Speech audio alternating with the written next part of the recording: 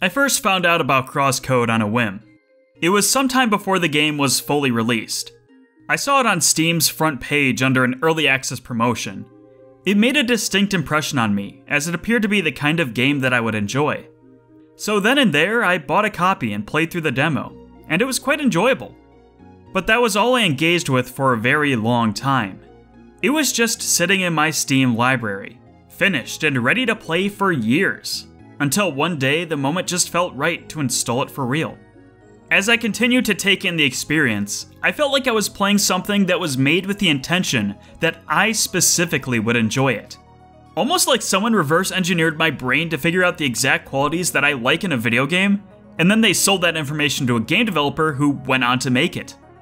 Fun, fast-paced action RPG combat. Dungeons with puzzles and intentionally curated enemy encounters. Optional hidden areas that have unique boss fights and content. A cyberfuture setting and concepts. 16-bit inspired visual style with added modern tech to help it shine. A main character who is a very cute girl, and dare I say, even the cutest girl. There were certainly no shortage of reasons for me to keep playing. So when I finally finished CrossCode all the way up to the DLC's true ending, I said, "This is one of my favorite games of all time." Kind of. The truth about CrossCode is the game annoys me and tires me out almost as much as I enjoy playing it. It's one of the most exhausting games I've played in recent memory. It took me nearly a year to finish this game after picking up my progress where the initial demo left off. It wasn't constant progress though. I'd play a good chunk of the game and just stop, wanting to still continue the story but being too afraid to subject myself to the pain that was in store for me when I hit that play button. It's certainly not a short game either, and over its roughly 40-hour runtime, it will come at you with everything it has to offer. CrossCode has often been compared to the 2D Legend of Zelda games, so it made complete sense why I was drawn to it. As much as I love Zelda, it doesn't feel like there's any one part of the experience that really stands out. Its combat is satisfactory, but not very deep. Its puzzles are designed to be simple enough that almost anyone can solve them. The stories have interesting theming, but almost never excel above being good enough. I think that ends up being fine in the end because Zelda is more than the sum of its parts. Every part is proficient enough that the combined experience ends up being really special. Many games wish they had the quality cohesion that Zelda consistently delivers. In contrast, CrossCode cranks everything up to 10.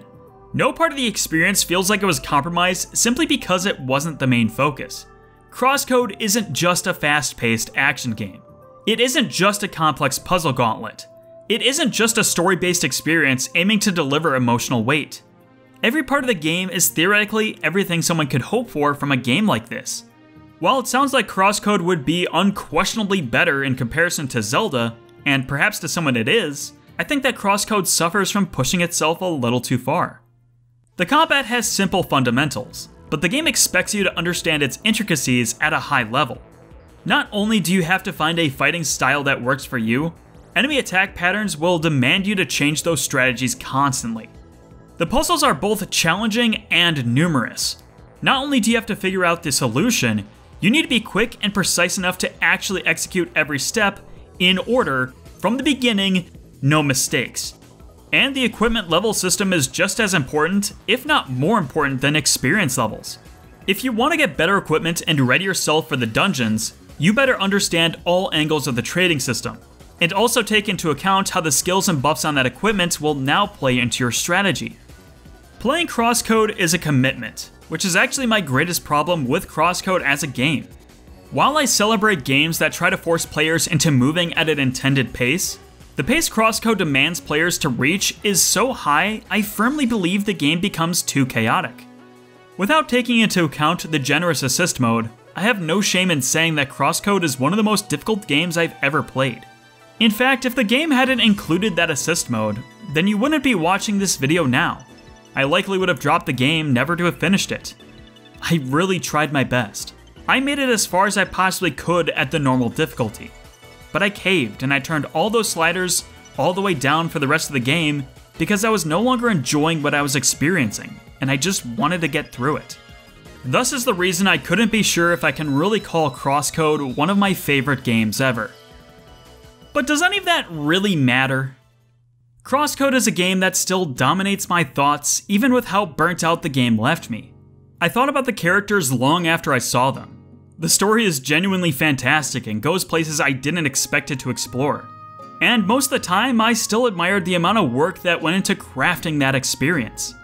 There is just so much love and attention to detail that it's mind-blowing how unabashedly far this game takes itself. And even though I had many experiences with CrossCode I flat out didn't enjoy, I think it says something that I really want this game to succeed to the highest benchmark it possibly can. I own this game on every platform it's available for. I have a big dumb special edition with so many odds and ends. And even after all of that, I've still bought the game for close friends in hopes they would find a small shred of the enjoyment I had experienced for myself. I firmly believe this is a game that should be tried by everyone who can. So what I'm trying to say is, yo, Radical Fish, sponsor me, baby? What I'm trying to say is this game deserves to be rewarded for the passion that was so delicately went into making it. It was a bit of a struggle not only playing CrossCode, but to finalize how I really felt about the game. Can I really say that a game I stopped playing for months at a time because it left me so burnt out is one that I enjoyed? Can I really say I beat a game when I cheated myself out of the difficulty it intended for me? It's not like I'm recognizing a part of the game that's flawed, or maybe it just feels undercooked looking back. I'm not entirely convinced that my problems with CrossCode are actual problems. Can I still call it one of my favorite games even if I couldn't completely resonate with it? Well, yeah.